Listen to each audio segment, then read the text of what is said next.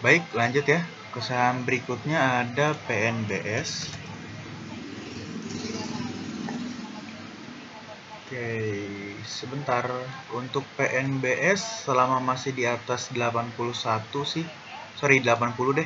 Selama masih di atas 80 sih seharusnya masih oke untuk PNBS, tapi kalau di bawah 80 out dulu karena berpotensi menuju ke 75. Oke, lalu kita cek Broksumnya. Hari ini masih cenderung distribusi cukup kuat untuk PNBS.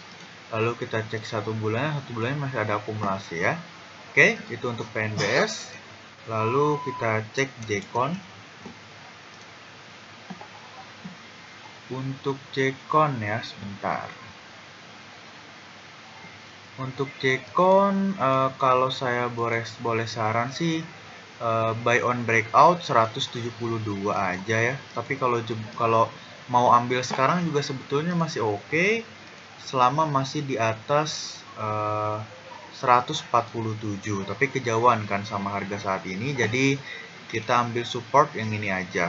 Nah, trading itu simple guys. Nah, kita ambil support yang ini aja. Selama masih di atas 156, seharusnya masih oke, tapi kalau jebol 156 lebih baik out dulu. Nah, kalau besok dia koreksi ya, semoga sih koreksi ya. Saya lebih suka yang koreksi. Jadi kalau besok koreksi, boleh diambil selama masih di atas area 156. Apalagi kalau volumenya rendah, itu bagus untuk dipantau. Gitu, oke? Itu untuk Jcon ya. Semoga aja besok dikasih koreksi dulu. Oke, lalu kita cek Broksumnya. Oke, untuk Broksum hari ini masih cenderung distribusi lemah. Lalu kita cek satu bulannya masih cenderung netral gitu.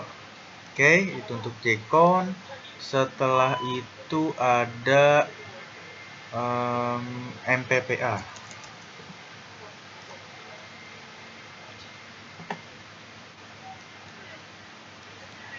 Ini sebetulnya masih cukup menarik sih untuk MPPA, cuma jeleknya dia volumenya lebih tinggi aja gitu.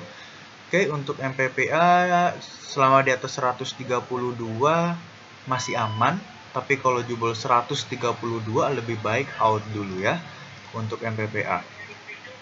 Nah, sekarang kita cek Broksumnya dulu deh, siapa tahu menarik. Untuk MPPA masih cenderung distribusi lemah ya. Broksum satu hari ini masih biasa aja. Satu bulan juga masih cenderung distribusi kuat. Oke. Untuk MPPA sebetulnya masih biasa aja. Tapi selama masih di atas 132 masih boleh diambil sih ya. Tapi kalau jebol 132 lebih baik out dulu. Dan risk rewardnya juga cukup oke ya. SL-nya juga 100 under 132, harga saat ini di 136 ya, masih worth it lah untuk diambil.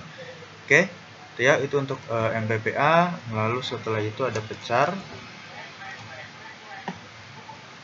Untuk pecar ini menarik ya. Pecar ini menarik.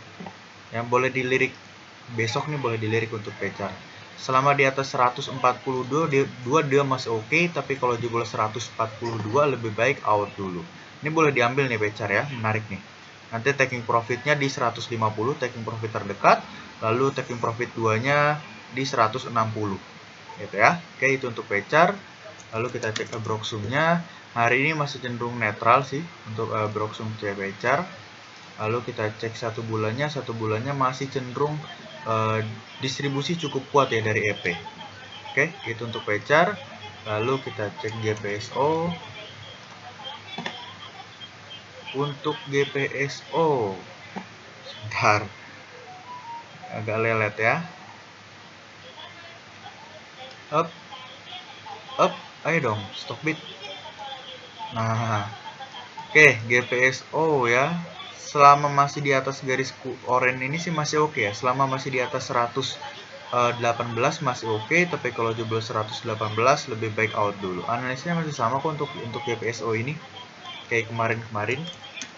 Hari ini cenderung distribusi lemah. Satu bulannya masih cenderung distribusi lemah juga. Oke, itu untuk GPSO ya. Selama masih di atas 118 dia masih oke. Lalu ada TNCA. Untuk TNCA, nah ini menarik nih ya. TNCA menarik nih untuk dipantau selama masih di atas 386. Tapi kalau jebol 386 lebih baik keluar dulu ya. Ya, ini cukup menarik nih. Dia volumenya juga udah kecil-kecil gini ya. Semoga aja nanti tiba-tiba meledak aja ya untuk si TNCA ini. Lalu kita cek Broksum. Oh, sorry, TNCA. Broksumnya cenderung distribusi lemah, masih biasa aja Broksumnya. 1 bulannya ada akumulasi ya, masih ya dari YP. Oke, untuk TNCA lot tipis ya, jadi masuknya pelan-pelan aja, santai, nggak usah langsung sekali hajar, jadi pelan-pelan aja.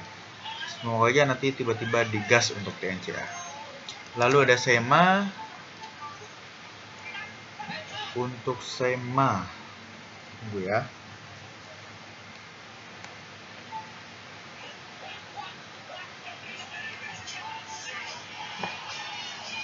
Wait, oke, sudah ada.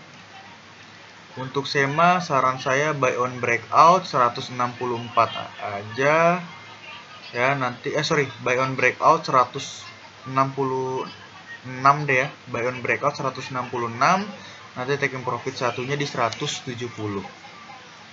Oke, itu untuk SEMA. Lalu kita cek ininya masih cenderung biasa aja, masih distribusi lemah. 1 bulannya masih cenderung distribusi cukup kuat untuk si SEMA. Oke, jadi SEMA saya sarankan karena Broksumnya biasa aja, jadi buy on breakout aja ya. Kecuali kalau Bapak Ibu mau sabar ya boleh ambil aja selama masih di atas 153 gitu ya. Tapi kalau di bawah 153 lebih baik keluar dulu. Gitu. Oke, itu untuk SEMA. Lalu ke PTDU. Ini saham yang terakhir ya, PTDU ya. Oke, untuk PTDU juga sama, buy on breakout aja ya. Buy on breakout kalau gini agak lumayan lama sih sideways-nya. Selama masih boleh diambil deh ya, selama masih di atas 71 dia masih oke. Tapi kalau jebol 71 lebih baik out dulu ya. Kalau mau ambil boleh-boleh aja. Kalau jebol 71 lebih baik keluar dulu. Kayak ini khusus orang yang bersabar saja untuk si PTDU ini. Semoga tiba-tiba digas kenceng juga untuk PTDU. Jadi semoga sabarnya menghasilkan hasil gitu. Oke, lalu kita cek Broksumnya. Hari ini cenderung netral. Lalu kita cek 1 bulannya. 1 bulannya cenderung ada akumulasi ya, akumulasi lemah. Oke, untuk PTDU boleh diambil asal bersabar. Oke, mungkin sekian untuk analisis saham requestan.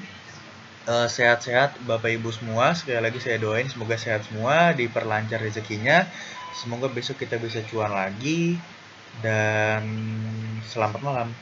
Terima kasih.